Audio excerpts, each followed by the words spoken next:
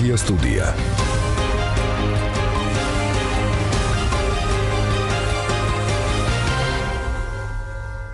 მოგესალმებით ძვირფასო რადიო მსმენელებო, გთავაზობთ პროგრამას ჩვენი საგანძური, რომელსაც გაუძღვები ავტორი ივანე ჯაფარიძე, სარეჟისორო პულტთან კი ია ჭელიძე იმუშავებს. ჩვენ თითქმის 1 საათი ვიქნებით სტუდიაში და გადაცემის სრულობის დროს შეგიძლიათ დაგვირეკოთ ტელეფონის ნომრებზე 240 91 92 ან 240 92 92. სამშობლო.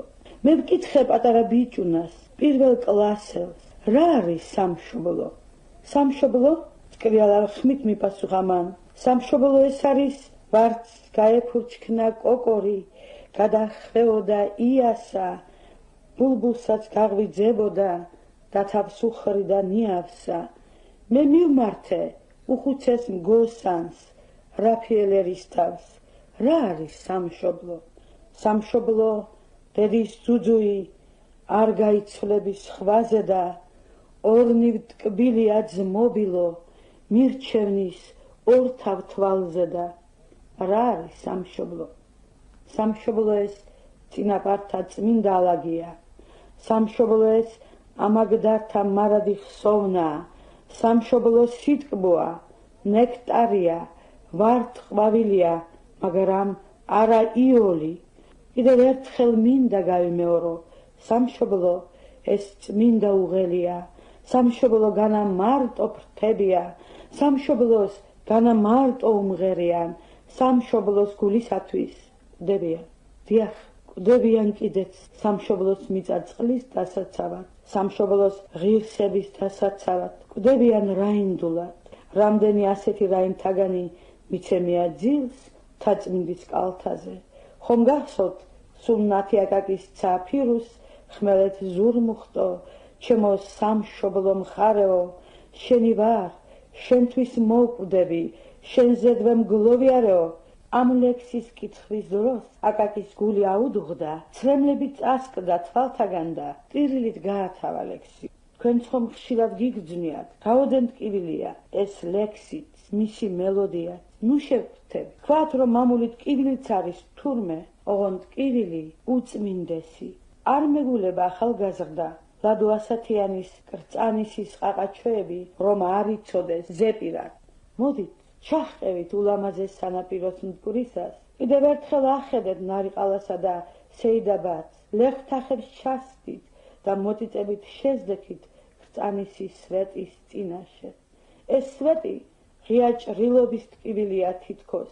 ასეთი ჭრილობის სვეტი ხომ წიწამურთანაც გვეგულება? წანისი, წიწამური, დიახ, მათ იციან, რა დიდი ვალია ტრფობა მამულისადმი, სიცოცხლის ფასად დამჯდარი ტრფობა. მამულს სუფთა გულები სჭირდება, მამულს მოკრძალებული ტრფობა სჭირდება. მგოსანი აკაკი სამშობლოს ხატს უწოდებდა. ჩემი ხატია სამშობლო, სახატე მთელი ქვეყანა და რომ ვიწოდე, დნებოდე, არ შემიძლია მეგანა. აკაკისათვის მამული მიჯნურით იყო, ციცინათელად, სულიკოც, ცარიზმის კირთების ქვეშ ყოფი ქვეყნის შვილს, მხოლოდ ამ ალეგორიებით შეეძლო, განეცხადებია უმაღლესი ტრფობა თავისი. საყვარელი საფლავს ვეცებდი, ვერ მოხედა კარგული ხო, ულამოს კრივ ჩიმოდი, სადაც ჩემოსულიკო. ულამოს კრივ ჩიმოდი, სადაც ჩემოსულიკო. ეკალში ვარდი შევლიშლე, ობლად რომ ამოსულიყო. გულის ყაცკანით გიძხავდი, შეხომარ ახარ სულიყო. გულის ყაცკანით გიძხავდი, შეხომარ ახარ სულიყო. ამბობენ, აკაკი სიკვდილის წინ სწორედ ეს სიმღერა სულიკო ინატრაო ბევრმა იცის ბევრმა კი არა რომ სულიკოს მელოდია გოსნის ნათესავმა ვარინკა მაჭავარიანმა წერეთელისამა აწყო გიტარაზე მან მეუმღერა თურმე მომაკვდა აკაკის მონატრებული სულიკო ეს მხოლოდ ფაქტი არ არის ეს სამშობლოსადმი მიძღვნილი ცხოვრების დედა აზრია ბოლო აკორდია სიკვდილის შემდეგაც მამულის სიყვარული შეიტყია მამა ბოსანამა ყვავის ნიცკარდი შერახო ჩაიკვდეს ჭიკ-ჭიკა თითქოს ვარდია ხდიახო ამბობენ ყველაზე დიდი სევდა მამულს მოშორებული კაცის სევდაო მიწის ყივილის სევდაო 8 საუკუნის სიღრმიდან დღესაც შანთივით გწვავს უბადლო რუსთაველის ვახ სოფელო რაში განხარ რას გვაბრუნებ რაზნე გჭირსა სად წაიყვან სადაურსა სადაღუპხრი სადიც ძირსა ნუ თუ მართალია ლეგენდა სამშობლოდან მისი გადახვეწისა ერთადერთი რაც შეგვიძლია ვთქვათ აშორე ბედი ასეთი ყველა ჩვენია ძვირფასო რადიო მსმენელებო თქვენ ახლა მოისმინეთ დაუმსახურებლად დავიწყებული პოეტის შესანიშნავი პოეტის ქართული მწერლობის და ჟურნალისტიკის უანგარო მსახურის ჩვენგან უდრო წასული ქალბატონი ნაზი კილასონიას ხმა მე ეს ნაწყვეტი რომელიც ჩვენი რადიოს ოქროს ფონდშია შენახული იმიტომ ამოვიღე და შემოგთავაზეთ რომ აი ამ ტექსტში კარგად ჩანს ქალბატონი ნაზის პიროვნება მისი მასშტაბი მისი დამოკიდებულება თავისი ქვეყნისა და ხალხის წინაშე დღევანდელი გადაცემა ქალბატონ ნაზი კილასონიას ხსოვნას ეძღვნება და სტუდიაში მოვიწვიეთ ქალბატონი ნაზის მეგობრები ჟურნალისტი ქალბატონი ნანული ბუკია და პოეტები ლინა ბარათაშვილი და თემურ ჩალაბაშვილი. მოგესალმებით ქალბატონებო, ბატონო თემურ მოგესალმებით, დიდი მადლობა. მადლობთ. სტუდიაში მოგზაურობისა და გადაცემაში მონაწილეობისათვის. არ შევცდები თუ ვიტყვი რომ ნაზი კილასონიას პოეზია ნამდვილად წარმოადგენს ჩვენს ეროვნულ საგანძურს. ვიდრე თქვენ გადმოგცემთ სიტყვას, მე მინდა ძალიან მოკლედ ჩვენს რადიო მსმენელს გავაცნო ქალბატონი ნაზის ბიოგრაფია.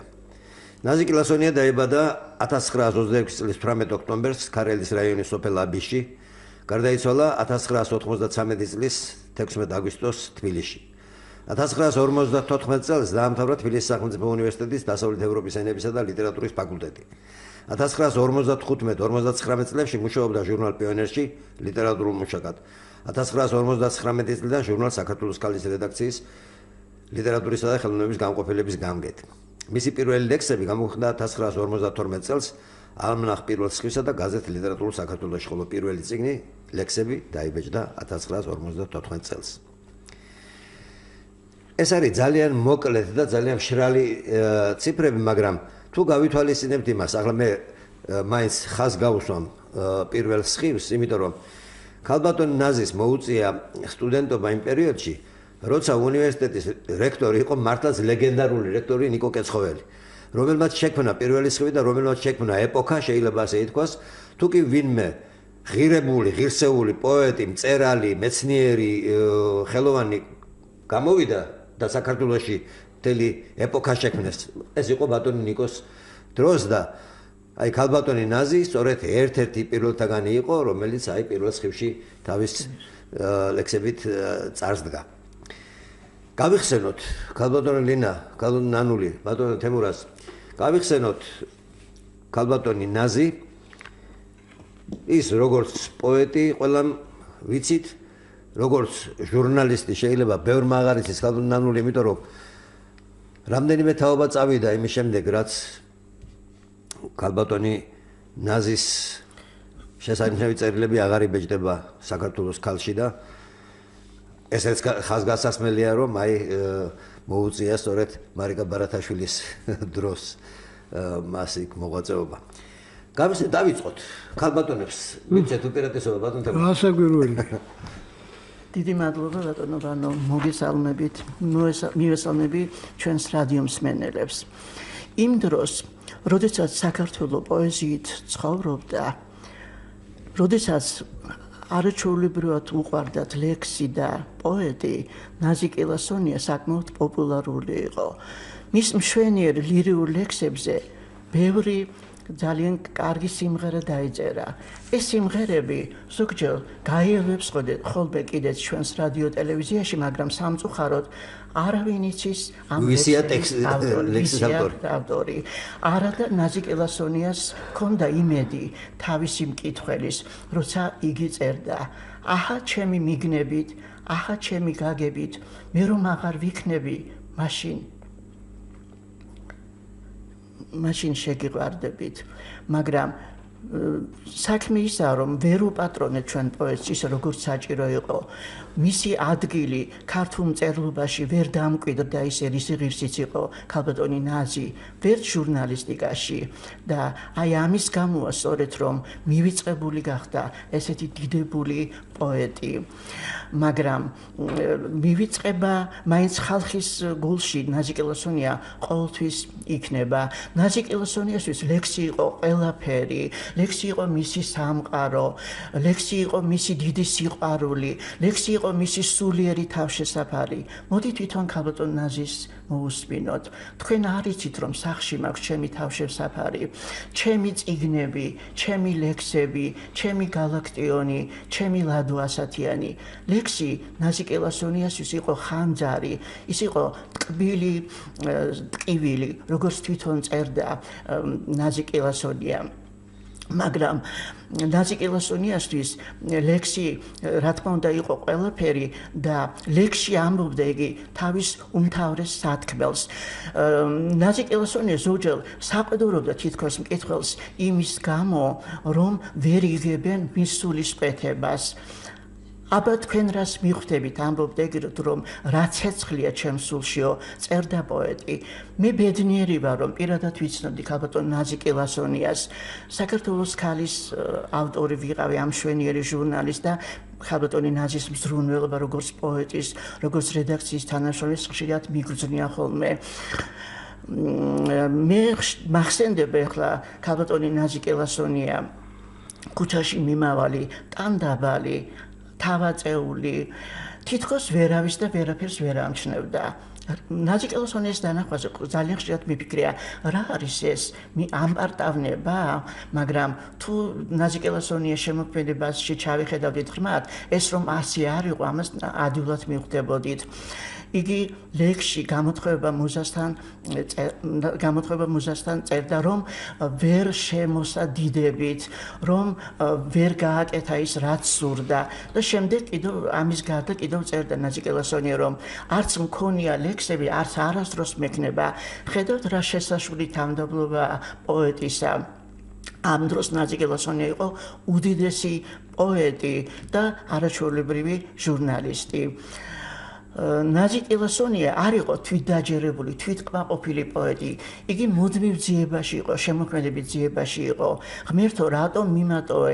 მე მინდა დავწერო რაღაც დიდი, ამბობდა ნაზიკ ელასონია. მისი შემოქმედება იყო ძალიან მრავალფეროვანი. ჩვენ არ დაწერილა მასზე, არც მემუარები ნაზიკ ელასონიაზე, არც სხვა რამ ფაქტობრივი მასალა გვაქვს. ჩვენ მხოლოდ მისი ლექსები დაგვჭა, მისი დღიურები დაგვჭა. და საბედნიეროდ ის ჩანაწერები, რომელიც საქართველოს ოქროს ფონდში. ის ჩანაწერები, რომელიც საქართველოს ოქროს ფონდში დევს, აუცილებლად. მაგრამ ჩვენ აი სწორედ ამ მასალებით შეიძლება ჩავწვდეთ პოეტის სულს, მისი ვისაუბროთ მისი ცხოვრებისეულ დეტალებზე და მის ბავშვობაზე. აი ქალბატონო ლინა, ახლა თქვენ ბრძანეთ შეიძლება მისი ლექსებით ჩავწვდეთ პოეტის სულს, მაგრამ მისი ამ ჩანაწერები, რომელიც რადიოს ოქროს ფონდშია, იმითაც შეიძლება ჩავწვდეთ მის სულს და ახლა მე მინდა ჩვენს რეჟისორს ვთხოვოთ, ერთი ჩანაწერი ჩაგვირთოს, აი სადაც კარგად ჩანს რა არის ნაზიკ ელასონიასთვის მუსიკა. მუსიკა, როდის შემოიჭრა იგი ჩემს ცხოვრებაში, როდის აათრთოლა პირველი ძარღვი, ვით სათუთი სიმი ქნარისა. ორა შორი და ძნელი ამის განჭრედა. იქნებ მაშინ სალამურის ხმა, რომ პირველად შევიცან. იქნებ მაშინ გათენებისას ქართლში სოფლის შარაგზას ურმის ჭრიალთან ერთად მეურმის ხმა რომ მოჰქონდა. ვიწექი თვალგახეხილ და დაყურადებული. მერე კვლავ რულში წასულს ტოროლას მზის საგალობელი წამკრავდა ხელს. მღეროდა პატარა ჩიტი და პირველი სხივით ალიბლივებულ ცას თითქოს მკერდით ეხეთქებოდა. წარმოიდგინეთ, განთიადის ცრიატი სიოც მუსიკა იყო ტირიფთა, ვერხვების თუ ალვისხეთა მიერ აორკესტრებული. მღეროდა ყელგადაგდებული მწვანე სამყარო და კალოსპირული შეძახილით ჰე, მუსიკა იყო ბუნებისმიერი, ბუნება შერწყმული. ის უმაღლესი რიტმი იყო, რომლისოდაც წარმოუდგენელია ყოველი სულდგმული. მუსიკა, როდის მოხვედი შენ ჩემში, რათა მოგეხიბლა გული და გონი, წარგეტაცა სული და გაგეხსნა სმენა. იქნებ მაშინ ძველმოდური პატეფონი რომ შემოიტანეს ოჯახში. პატეფონს მრავალი ფირფიტა მოჰყვა შემდეგ და შემდეგ. ეს იყო უმთავრესად ქართული ხალხური სიმღერები, რომელთაც საქვეყნოდ განთქმული კირილე პაჭკორია, აქსენტი მეგრელიძე, სანდრო კავსაძე, მარო და ეკატერინა თარხნიშვილები ხელმძღვანელობდნენ. ამას დაუმატეთ ალექსანდრა ფოცხოვაშვილის მეჩონგურე ქალთა შესანიშნავი ანსამბლი. მუსიკა, მშობლიურო და გული შემძრელო. რა იქნებოდა ცხოვრება კაცისა, თუ მშობელი ხალხის მიერ შექმნილ სიმღერებზე არ გაიმაგრა ფესვი. მერე და რა მრავალფეროვანი, რა მრავალძარღვოვანი იყო ეს ფესვები. არაგული მხედრული, რაჭელთა მზის საგალობელი რაეო ჩემო დედაო, გურული შვიდკაცა, დილა არის, ქართლური ნეტავი გოგო მე და შენ, გაფრინდი შაო მერცხალო, მოხევეთად იალო დარიალაო და სხვანი. ამაღლებულნი, ვაშკაცურნიც, ლირიკულნიც, სევდის აღმძვრელნიც, დამატკბობელნიც, ეს იყო ფერადოვანი თაიგული, ქართულ წიაღში აბიბინებული, ყანების სურნელით სავსე, დელოთა სიმწვანით ამოქარგული, ხეობებითა და მთათა გრუხუნით ამოვსებული. ამ ფირფიტებმა ზეპირად შეგვასწავლა ის სიმღერები. მერე წმინდა თბილისური სიმღერები შემოგვემატა. დილის საარი, ცივ ზამთარში, სხვანი. არ შეიძლება იმ მშვენიერი მელოდიების მივიწყება. განსაკუთრებით დები ჩაფიჩაძეების ხმით ნამღერი მელოდიებისა. მე მუსიკის უბრალო მსმენელი ვარ მხოლოდ. ოდესღაც ბავშვობაში ვუკრავდი ჩონგურზე, ფანდურზე, გიტარაზე, ეს იყო და ეს. მაგრამ მუსიკა ჩემი ცხოვრების განუყოფელი ნაწილია. მუსიკა ჩემი მეგობარია, მუსიკა ჩემი მფლობელი ბატონია, მუსიკა ჩემთვის ნათქვამი მხნე სიტყვა, მუსიკა ჩემი მუზა, ხშირად ლექსსაც მკარნახობს. მუსიკა ჩემი სიმშვიდეცა, ჩემი მღელვარებაც, მუსიკა ჩემი ლირიკა და იგი ხშირად ბედნიერი წრემლით მატირებს. გაუმარჯო. აი, პოეტის შეფასება ზუსტად რა არის მუსიკა. ეხლა ჩვენ ორი მსმენელი გველოდება, შემოუშვათ და განვაგრძოთ გადაცემა. გისმენთ ეთერში ხართ? გისმენთ? ალო. დიახ, ეთერში ხართ. მოგესალმებით ბატონებო და ქალბატონებო. მოგესალმებით ყველას და დიდი მადლობა ნასტინიას გახსენებისათვის. ეს მე-20 საუკუნის 50-იან წლებში განებივრებული ვიყავით. დიდებული ანა კალანდაძის, ნაზი კილასონიას, მედია კახიძის ლექსებით. ნაზი კილასონია თავისი კბილი ლირიული პირებით. დიდი მადლობა. ეს მისი კოლხური წარმოშობის და მისი ლექსების შედეგი იყო დარწმუნებული ვარ. მას თუნდაც ისმის ძალიან. ხიბლავდა და იზიდავდა მკითხვებს, განსაკუთრებით მოზარდ თაობას. ბავშვები სწავლობდნენ მის ლექსებს, ნაზი კილასონიას ლექსებს, სხვა მიზიებების დროს, რომ განიღებენ მაყურებლის მსმენელის წინაშე. ერთი შესანიშნავი ლექსი მახსოვს ნაზი გილასანიასის, სხვაც ბევრი, მაგრამ ზეპირად ყველა არ ვიცი, რა თქმა უნდა. დედაზე ქონდა აქვს მას შესანიშნავი ლექსი. დედა, დედიკო, დედილო, მითხარი, ჩემო კეთილო, შენ როგორ გავწდი ამ ქვეყნაზე, მინდა რომ გამაგებინო.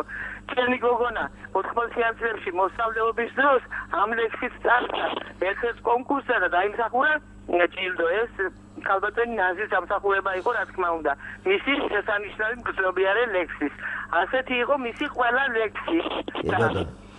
ქალბატონმა ბრძანა. ვაცუდათ ისმის ძალიან. მას ხალხის გულში აქვს ხსოვნა და სიყვარული. ეს ყველაზე დიდი ძეგლია და ყველაზე ძირი პატივი ჩემი აზრით. გეთახმებით, დიდი მადლობა ქალბატონო. კიდევ ერთი მსმენელია, გისმენთ ეთერში ხართ? მოგესალმებით, დიდი სიყვარულით ბატონო ვანო. მოგესალმებით. თქვენ სტუმრებს მივესალმებით, ჩემი მეგობარი იყო ქალბატონი ნაზი კილასონია და მინდა ორიოდე წამი დამითმოთ. ნაზი კილასონიას პოეზიაზე საუბარი არ არის ადვილი, რადგან სულში შემდგომია მისი ფაქიზი და უნატიფესი ლირიკა, საგანგებოა ამ ლირიკის ჟღერადობა და მუსიკალობა, შეუულია მისი რითმა და მხატვრული წარმოსახვის სამყარო. ერთ-ერთ საღამოზე მე ვთქვი, რომ ნაზი არ იყო ჰარმონიული პიროვნება მეთქი, მაგრამ ნაზი იყო ჰარმონიული პოეტი, მაქსიმალური ნათქვამია, საშუალედოს თქმას, ანალიტიკური აზროვნების და პიროვნებისა და შემოქმედების თქიანობაში შესწავლა სჭირდება, რა თქმა უნდა. იგი ვერ ახერხებდა ცხოვრების ნორმალური პირობების შექმნას, არ გამოსდიოდა მისი მშვენიერი სამშვინველი და პოეტური ნიჭის ზეცაში დაფრინავდა, ხოლო საკუთარი ნიჭიერების შეცნობით განაღებული, განსაკუთრებული ფსიქიკური წყობით გაჯერებული ნიჭიერი არსი, თვითონ ქალბატონი ნაზი საკმაოდ უხერხულად იდგა კეთილისა და ბოროტის ხელჩართულიობით დამძიმებულ მიწაზე. არასოდეს მქონია უნიჭოთა ნიჭი, თავის ზეცის მგონია და მიწაზე მიჭირსო, თავადვე ამბობდა დიდი პოეტი. და დიახ, ჩვენ ყოველთვის ვიგონებთ ქალბატონ ნაზის, ვისაც უყვარდა ლირიკა და ის მშვენიერი რითმები და უყვარს პოეზია, არ შეიძლება რომ ნაზი დაივიწყოს. დიდი მადლობა ამის ნაზის მოგონებისათვის. მე კიდევ ერთხელ გეუბნებით, რომ გულნარას სტუმრად დიდი სიყვარულით და პატივისცემით გესალმებით და მადლობა. დიდი მადლობა ქალბატონო გულნარად, დიდი მადლობა. ქალბატონო ნანული, აი თქვენი ურთიერთობა ნაზი კილასონიასთან საიდან დაიწყო? ეს იყო ბედნიერი წლები. 30 წელი გაგრძელდა მე და ნაზის ურთიერთობა. ჩემი ბიბლიოთეკის რო გადავხედა, უმეტესობა ნაზის ხელშეწყობითაა შეძენილი. დილით გაიღებოდა ჩემი სამუშაო ოთახის კარი, მოქონდა ცოცხალ ინფორმაცია. აი, კასვინოვი გამოვიდა, ეხლა ანადრანსის წიგნი გამოვიდა. ეს იყო გაუსასრულო მოწოდება, ეს იყო გემოვნებიანი მკითხველი. ნამდვილი ჭეშმარიტი ქართულის მცოდნე და სპეციალისტი მისგან უნდა დეს. არ დაგვავიწყდეს მსმენელია ხაზზე, შემოუშვათ და განვაგრძოთ. გისმენთ ეთერში ხართ? მოგესალმებით ბატონო ვანო. მივესალმებით თქვენს არაჩვეულებრივ სტუმრებს. ჟურნალ ანეულის სარედაქციო ჯგუფიდან ლეილა გაწუხებთ. მე მინდა ვთქვა ერთი რამ, რომ ნაზი კილასონიას წერილი მარადეულს ეს არის შედევრი მემუარული ჟანრის, რომლის კითხვა ალბათ ადამიანს არასოდეს არ მოსწყინდება, რომელშიც ჩანს ზუსტადაც ნაზი კილასონიას ის ღრმა სული და პოეტურობა და ადამიანურობა. გამახსენა შტეფან ცვაიგის ნოველა 24 საათი ქალის ცხოვრებიდან და უცნობი ქალის წერილი. არაჩვეულებრივად არის დაწერილი და მადლობა მინდა უთხრა ქალბატონ ნანა ბუკეას იმ მასალისთვის, რომელიც მან ანეულში მოიტანა და დაბეჭდა. დიდი მადლობა ყველას. დიდი მადლობა. ამ არაჩვეულებრივი გადაცემისთვის თქვენ განსაკუთრებით. დიდი მადლობა. ბატონო ვანო, არ შემიძლია თქვენი ნათქვამი ფრაზა არ წაუმძღვარო ამ გადაცემას. გავაცოცხლოთ ნაზი კილასონია. ეს არის სიტყვით გამოუთქმელი მადლიერება ნაზის მარადიული მკითხველებისგან. არავის აღარ ახსოვს ნაზი, არც პოეზია. დიდი მადლობა კახმეტ კუდავას მომენტს არასოდეს არ უშვებთ მე და ლინა ბარათაშვილს შესვლის თანავე ყოველგვარი რიგის პროექტის გარეშე 100 ლექსი იმავე თვეში მოგვაწოდა. მე მგონი არც ყოფილა დახლზე ისე ერგის წისრაფით გაიყიდა. ნაზი როგორც იყო წარმატებული და ალბათ პირველი პოეტი ნაზი და ანა, მე ხშირად დამიწერია ჩემს წერილებშიც ნაზი და ანა და ნაზი ჩვენი თაობისთვის იყვნენ ქალ პოეტებში დაუფასებლები და შეუმოწმებლები. და ამიტომ ვფიქრობ, არ იქნება მოადგილო ნაზი როგორც ჟურნალისტი. ჩვენს ჟურნალში, რომელშიც მუშაობდა 30 წელზე მეტი, არაჩვეულებრივი ჩანახატები, დიალოგები, წერილები დაგვრჩა. აი მაგალითად, მერაბ კოსტავა როცა გარდაიცვალა, რომელი ლექსი შეედრება ეს ნახევარგვერდიანი მოცულობის გამოსათხოვარი წერილი მერაბ ზუსტად არის ლექსის ღირებულების. ასეთივე იყო მისი ლექსი, მისი ჩანახატი ესმაონიანთან, მხატვარი, ლიტერატორი არაჩვეული. აი ესეთი ლიდა შარაშიძეზე უამრავი და მინდა ეხლა დავსვა ეგ საკითხი. თუ გამოჩნდება ვინმე მსურველი, სპონსორი, მე ეს ყველაფერი უკლებლი მაქვს სახში. ჩვენი გამოძევების შემდეგ უღირსად რომ გამოგვაძევეს სამშობლოს შენობიდან, რედაქციიდან დაგვტოვეს მშრალზე, არც რედაქცია გვაქვს, არც ჟურნალი გამოდის. აი ეს მე მოვიპოვე და სულიერების მიმართ შეტევა იყო განხორციელებული სპეციალურად. წინვალად განახორციელეს სხვათა შორის ხუთიანზე. ან დაინდობ არავის. რომ არა ჩემი ოჯახის წევრები, მე ალბათ ამ ჟურნალებსაც ვერ ჩავიგდებდი. ხელში ყველაფერი ეყარა იატაკზე, ან იყო ფანჯრებიდან გადმოყრილი. მე ვივაშკაცე რაღაც დამეხმარა ჩემი სიძე შვილიშვილები და ეს ყველაფერი ხელთან მაქვს და მე მგონი მკითხველიც მოიგებს საქართველოც მოიგებს ისეთი ჩანახატები ეგენი ძალიან ბევრი თითქმის ყველა ნომერშია 30 წლის მანძილზე ხდება. ჯერე ისიც უნდა ვთქვათ კანონური რომ საქართველოს ქალმა შეიძლება ეთქვას ეპოქა შექმნა. ეგეთი ჟურნალი არც ყოფილა საქართველოში, რომ აი ქალების ჟურნალი იყო ჯერ ერთი ამ თვალსაზრისით ქალების კი არა ყველასი იყო, კაცებისაც იყო და ეს მაგრამ ქალები ქნიდა ძირითადად ქალბატონი მარიკას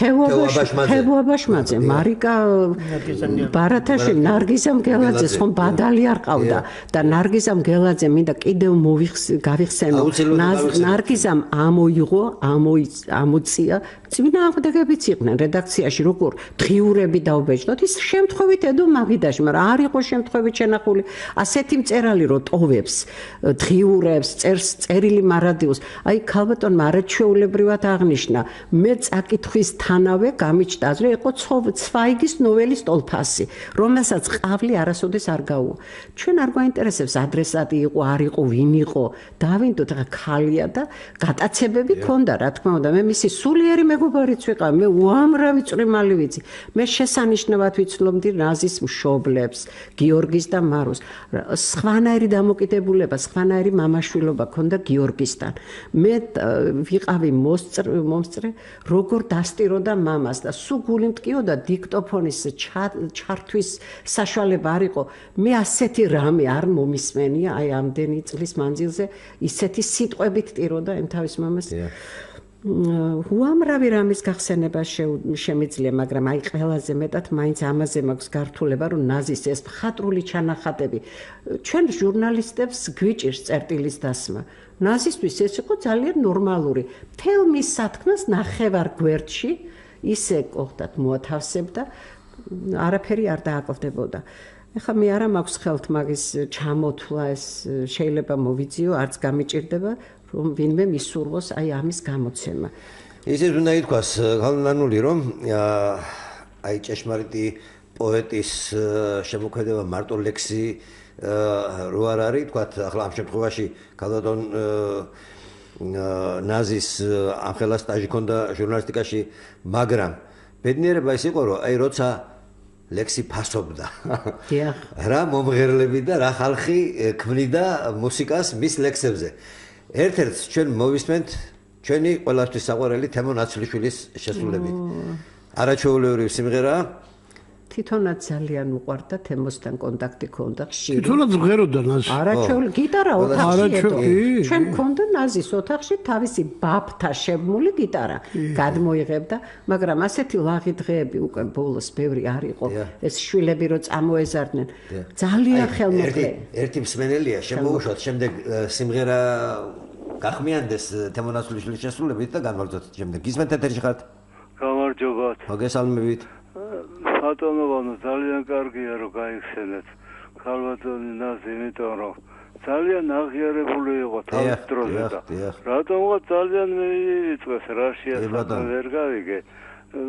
მაგალითად მისი სიმღერა პეტრე ნალბანიშვილის მუსიკით ლურჯიები სიმღერებოდა ლილი გაგელიანი მღეროდა მთელი საქართველო მღეროდა თითქმის სხვადასხვა მისი ძმაც ომარ კიბასონიას ძალიან დახასებული კაცი იყო რაიკომის პირველი მძივანი იყო და თქვენ რომ დაასახელეთ ძმა არ იყო მოგვარე იყო მაგრამ ხელს უწვდიდა ეხმარებოდა ნაზის კი ჩვენ გავიცანით ის კაცი რაიკომის პიროვნება იყო და თქვენ რომ დაასახელეთ რომ ადენში დაიბადა ქარელის რაიონი ნაზი თვითონ სხვა სოფელი დაასახელა ერთხელ ელია ჭავჭავაძის სახლზე ომში ხუთშაბათობა იყო ლეონიდისა და მიწღვნილი და გაიხსენა რომ მეო ბატონო გოგლამ კითხაო ნაზი აი შენ ნეგრელი ქალი ხარ და ქართლში ხარ დაბადებული და სადაორი ხარო კითხაო და მე უთხარი ბატონო გოგლა სოფელი ტახტის ძირი თუ გაგიგია და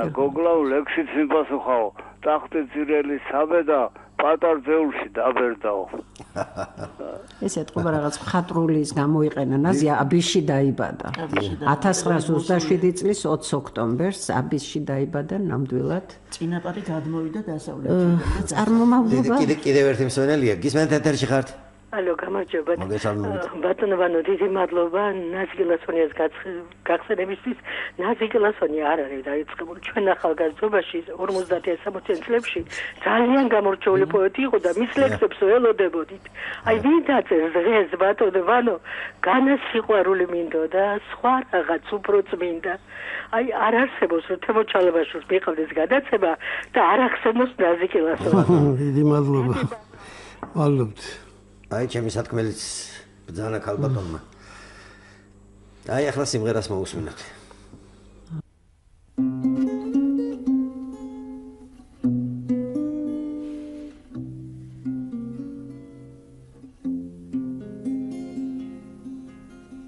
ყველა სათავისოდ დაგვკანკალებენ ყველა თავისას გთხოვს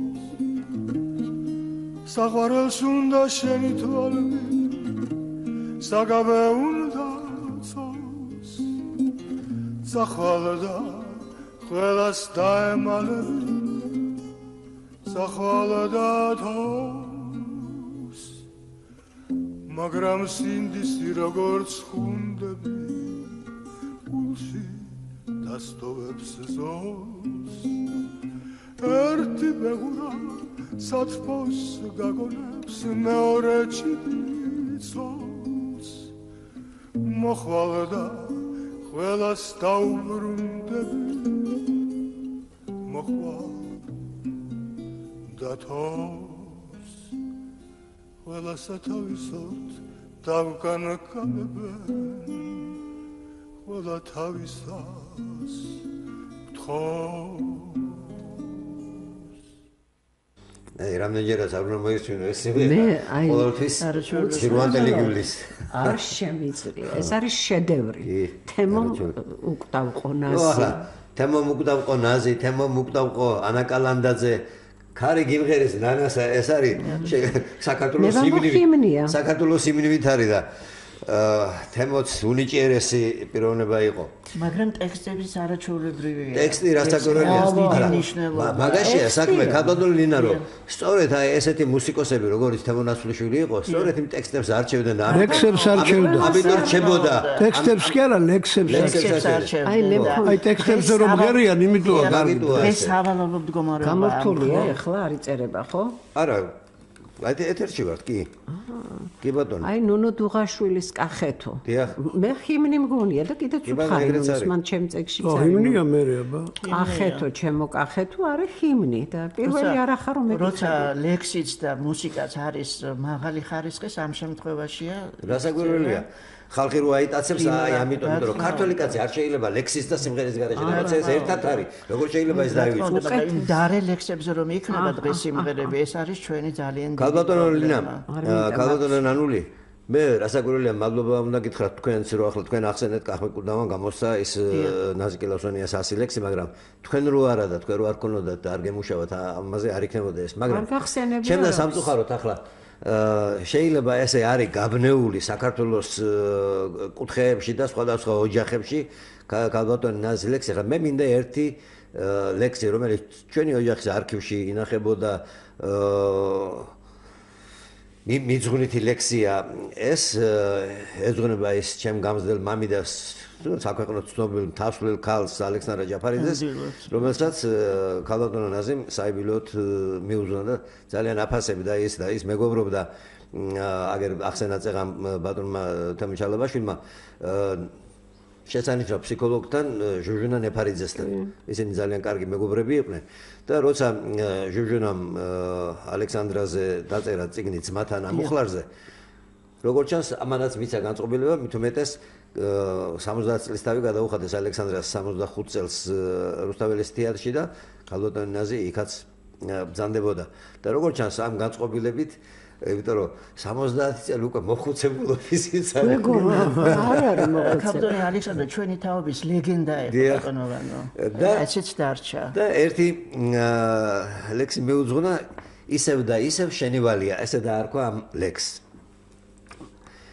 მაღლა და მაღლა კაცუნა კარვებს ეტორტმანება იანვრის ქარი, იღურება თოლში ნამგალა მთვარე და კლდეზე წვება ვეფხვივით ქალი.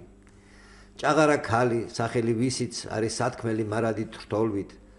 ვაი ვერ გიძღვნი ედელვაისებს და არც მინახავს მყინვართა თოვლი, ვერ გიძღვნი, მაგრამ მე სხვას გპირდები. სამი ვაშკაცის დედა გპირდები, შენთვის ვახარე მათი კვირტები, შენ აგიმღერე როგორც ჩიტები. უშბას გაფიცებ, თეთნულს გაფიცებ, შენს წინ უბრალოდ შენს წინ ბრალიანთ, მწერალებს აჩდეთ მათი ნაბიჯი, ისევ და ისევ შენი ვალია. ქარიშხლებს მიაქვთ ყველა ნაცარი და ნაღვლიანი ისევ ენთები, მაღალო ქალო, ცოტაც გვაცალე, შენ გენაცვალე, ნუ დაბერდები. ზოგჯერ შედგები, უძმო, ეული, უცქერ ყინულებს ცაზე მინაშენს და საქართველოს ცრემლმორეული თავსიხრი შენი დარდის წინაშე. ო დიდ სიყვარულს ხერპლი ჩვევია, თავჩაკიდული დგანან ქედები, შენი მაღალი სული ჩვენია, არა გაქვს ნება, ნუ დაბერდები, ნუ გვიბერდები. წინვალი. ო და ეს ალექსანდრასაც ძალიან უყვარდა ეს ლექსი და რასაკვირველია იმ დამოკიდებულებიდან გამომდინე რაც იყო, მაგალითად ნაზი მართლა იცოდა სიყვარული და მოფერება და ალექსანდრას სულ ერთი ბეწო ყოფნიდა მithumetes და ლექსი რომ მიუძღვნა რასაკვირველია და არც ერთ წიგნში არსად არ შესულა ეს წიგნში და რა ვიცი ნახოთ ვერ მოასწრო ალბათ მე არც გამოსულა არც გამოსულა მე რომელ წელს გამოვიდა ეს ბოლო წიგნი ეს არის კანტიკუნტად გამოდიოდა ეგ რო კრებულს ეძახდა ეგ იყო პატარა ციცქნა წიგნები შეგნე აი ეს არის 77 როგორ შემდეგ რაღაც გამოდიოდა არა 79 ბოდიში ხო მე 79 მახსოვდა ქალბატონო ნანული ქალბატონო ლინა ჩვენ ვიცით შემდეგ რაც მოხდა ქალბატონი ნაზის ოჯახში მაგრამ მანამდე ვიდრე ცოცხალი იყო, ვიდრე იყო თემოჩალაბაშვილის კაცია, რომელსაც იცის რა არის მეგობარი, იცის მეგობრობა და განსაკუთრებულია მაინც პოეტის მეგობრობა პოეტთან. ეს კიდევ რაღაც ორმაგი ძმობაა და მაგის მერე უფრო შევიყვარეთ თემური, უფრო დაუმეგობრდი. რაღაცა ჩემს წინ სხვა პიროვნება გამოიკვეთა. თემური არის ძალიან საპატივცემლო, ესეთი მეგობრობა ერთეულების ხვედრია. თემური იყო ჭირში, ნაზის არ მოშორებია, ბიჭებს არ მოშორებია. მე სულ თემური მეგულებოდა დასაყრდენად საიმედოდ. არავინ სიყვარული პატრონი არავინ არ ყავდა, ხა ბავშვები ჯერ ფეხზეც არ იდგნენ მყარად. ამიტომ ჩვენი თემური არის საპატივცემლო პოეტი და გულისხმიერი ადამიანი, მოსიყვარული მოყვასის. ეს ძალიან დიდი რამაა. ახლა ავიხსენოთ ძალიან გააცდა მეუფლება ხოლმე, როცა ჩემზე არის საუბარი და ჩვენ მართლაც ესე იყო, რომ დიდი ხნის მეგობრები, ოჯახთან მეგობრობა მომიწია მე, აი რაშია საქმე. ჯერ სტუდენტიც არ ვიყავი. მე იმ უბანში ვცხოვრობდი, ვაკეში, აი კავსაძის კუთხეში ცხოვრობდნენ ეგენი. მე ნაზი მახსოვს საჩეხიანი სახლი იყო და ეზოს ცოცხით ხელში. იქვე სიმინდების პატარა ბაღი, კავსაძის კუთხეში, ფალიაშვილის ქუჩაში. მაშინ დიახ ბატონო, ეს გახლდათ დაახლოებით 70 წელი, 79 წელი.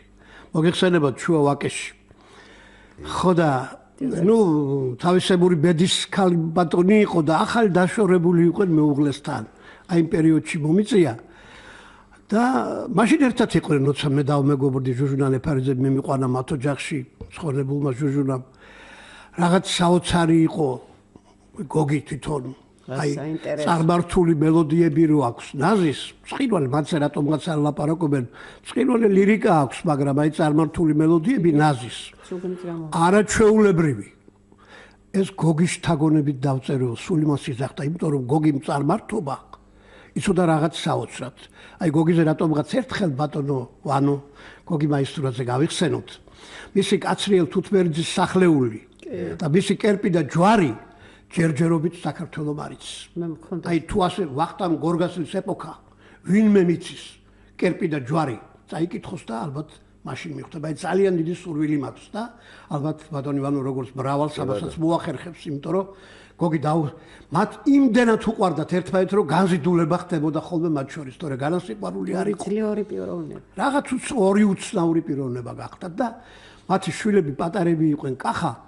მე წავიყვანე სკოლაში. აი ასეთი ახლო მეგობრობა ქონდა და მახსოვს ნაზი რომ ვაკეში ჩაივლიდა, კაფე ცისკარი ერქვა მაშინ წინ, მთელი ვაკელი ბიჭები, კარგი როგორ თავდახრით ესალმებოდნენ. ისე მიდიოდა ნაზი. ეს პოეტი სიყვარული. ასეთი გავლილი პოეტი ქუჩაში მე არ მახსოვს. მეტი არავინ მინახავს. ნუ რასაკვირველია ნაზის დავიწყება არ შეიძლება. გალაქტიონის ერთი ჩანაწერი მაგონდება თურმე ჩანაწერი აქვს ასეთი, რა საოცარი რომ ჩარგალში ვიყავითო და მათ შორის ნაზი კილოსუნიაც იყო და ყველამ წავიკითხეთ ლექსებიო და ნაზიმ წაიკითხაო ყველაზე კარგი ლექსიო. განა იმიტომ რომ მაგ გალაქტიონის დაცინვა როგორ გეკადრებათ. ან ნაზი რა ვერ წაიკითხავდა, მაგრამ გალაქტიონი წერს ყველაზე და რა წაიკითხა იცითო? ვაჟებშავილას არწივიო. აი აქაც რა მინდა ვთქვა, რამხელა ხატი ვაჟას სახით გალაქტიონის სახით აღმერთებდა. აი ნაზი ამაშიც დიდი გემოვნებიანი. ამიტომ იყო დიდი პოეტი უნდა ითქვას, რატომ არ იყო დიდი პოეტი, ახლა ვარქმევთ ეგრე სახელებს კაც. ხო და მე ძალიან ისეთები დიდობენ ახლა ბატონო. ერთი ფაქტი მინდა ერთი და კარგი პოეტი არ არის, საკმარისი რომ თქვა პოეტზე, რა თუნდა, მაგრამ ნაზი იმსახურებს იმას და აქ ჩემმა ულამაზესმა და საოცარმა ქალბატონებმა კარგად ბრძანეს ბატონო ვანო რომ ნაზი სათანადოდ არ არის და გულდასაწყვეტი ბევრი მომენტია, რომელსაც ალბათ შემდგომში ვიტყვით. საქართველოს მიწა ყველასია და ყველა დიდია. მე მინდა ერთი რამ დავამატო. არაჩვეულებრივად კითხულობდა თავის ლექსებსაც და სხვა პოეტების ლექსებსაც და ამ დროს ის ნაზი კილოსონი ხდებოდა ულამაზესი ქალბატონი ლექსის კითხვის დროს. შემოქმედებითი საღამო მოუწყოს ხელოვნების მუშაკთა სახლში. ნაზი შეუხედავი არ იყო ისეთი, მაგრამ ეს ქონდა ძალიან ლამაზი. რო იდგა სცენაზე, ლამაზიც იყო, მაღალიც იყო. პოეტი შუბლი ქონდა ისეთი ნათელი. შუბლი არის ადამიანის სარკე. და რო შევიდოდა აი ამ როლში, ბოლოს და ბოლოს რო აუწევდა ხმის დემს, ის საღამო დაუვიწყარია, მაგას ბოლო საღამო მოუწყეს ხელოვნების მუშაკთა სახლში. აი ახლა ჩვენ მოვისმინოთ ორი ლექსი ქალბატონი ნაზის კითხვით და შემდეგ მივაყოლოთ სიმღერა ნუკრია, რომელიც დღემდე არ გამოდის, მოდიდან არც გამოვა, საოცარი სიმღერა. ყველა კონცერტი მაგით იწყებოდა, ან მთავრდებოდა. სად წავიდა, რატო დაიკარგა, სულ მაწუხებს. სიყვარულის თემა. სამშობლოს კარგავ სიყვარულის თემა. ასეთი თემები, აი თქვენაირი ადამიანები ბატონო, ჩვენ ბედნიერები ვართ, გაგვიღიმა რომ იდენტიფიკაცია გეთებს დღეს ამას პირში. თავშემოგევლე ხომ არ მშვიდები, შენ შტოზე ისევ სტვენენ ჩიტები. გადასარევად დაუბრუნებლად იძურის ღორძინებს შენი ბუნება, გრძელი ჭვირვალე გაზაფხულებით და სამყურებით სავსე ურმებით. მევტირი, როცა შენი სხეული ბევრთაგან ჰანგით გამორჩეული, შებოჭილი აქვს უცხო ბრჭყვიალებს, ფშუტე ნიჟარებს, ნაჭუჭიანებს, ხარხარებ, როცა მკერდ გაღეღილი, ქარებს მიხვები როგორც ხეხილი და სისხლიანი ცხელი ლექსებით ამოგაქვს გულის მწველი ფესვები. თავს შემოგევლე, ხომ არ შინდები, მოზიდული მაქვს გრაკლის მშვილდები, შენ არ იფიქრო რომ ეგ პატრონო, შენ საპატრონო რა გჭირს ბატონო, ტანშინდისფერი მოვი გაცვია და სალამურით გიძღვის ქაცვია. მე კი უბრალოდ ძევლად გჭირდები, რომ დავაპურო შენი ჩიტები, შენ არ იფიქრო რომ მე გპატრონობ, შენ საპატრონო რა გჭირს ბატონო. ხოლოდ შენთვის ხან წვიმის წვეთები მრთავს, ხან ქარი სიმღერა მერთვის, მე თუ უფრთხილდები თავს, ეს შენთვის, მხოლოდ შენთვის. რა კარგი წადილი მკლავს, მე რქვას მშვენიერი ერთი, მე თუ ვლამაზდები კვლავ, ეს შენთვის, მხოლოდ შენთვის. წკრიალებს სიცილის ხმა, ელვარებს ცრემლების ღვენთის, ორივე თუ ერთად მხამს, ეს შენთვის, მხოლოდ შენთვის. გული გუმბათივით რექს, ელვარე მწვერვალებს ელტვის, ოდესმე თუ დავწერ ლექს, ოჰ ნამდვილ ლექს, ეს შენთვის, მხოლოდ შენთვის.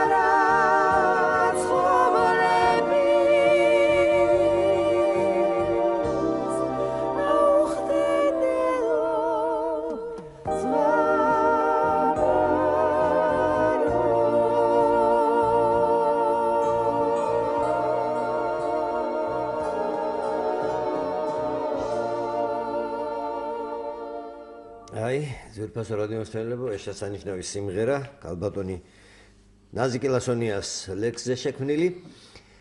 სამწუხაროდ, ჩვენთვის განკუთვნილი დრო ამოიწურა, შეიძლება ასე ვთქვათ, მაგრამ მე არ შემიძლია დღეს უღრმესი მადლობა არ გადავუხადო ჩვენს ძვირფას სტუმრებს, ქალბატონ ლინა ბარათაშვილს, ქალბატონ ნანული ბუკიას, ქალბატონ თემურ ჩალაბაშვილს, იმ სამეგობრო შეიძლება ასე ვთქვათ ქალბატონი ნაზისა, რომელთაც ძალიან კარგად იციან მისი პოეზიის მადლი და მნიშვნელობა და მე გპირდებით რომ ნაზი კილასონიას ჩვენ არაერთხელ გავიხსენებთ ამ ეთერში და მასთან დაკავშირებულ არაერთ გადაცემას გავაკეთებთ.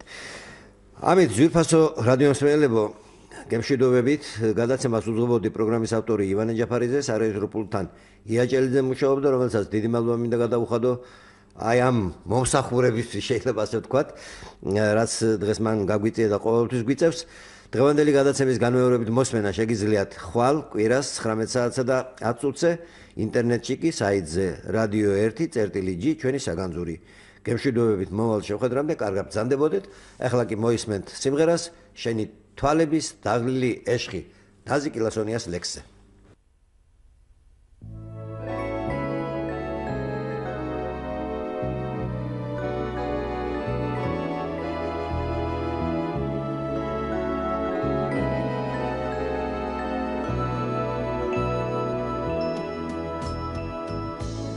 შენი თვალების დაღლილი ეშხი თან გამყვა როგორც ლურჯი ლილიდო მე მხოლოდ ბავშვი მიყვარდა შენში და აღარ მინდა ქალაქი ხილო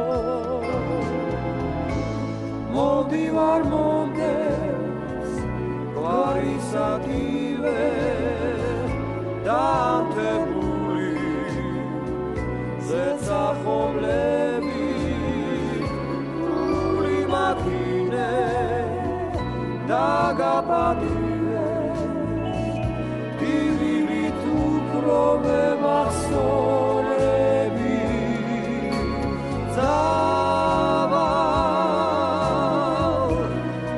Davecemi mindorata Davavili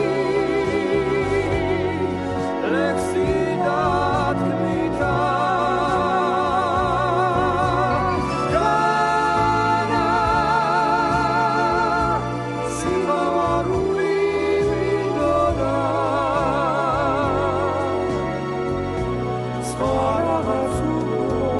Svaragatsu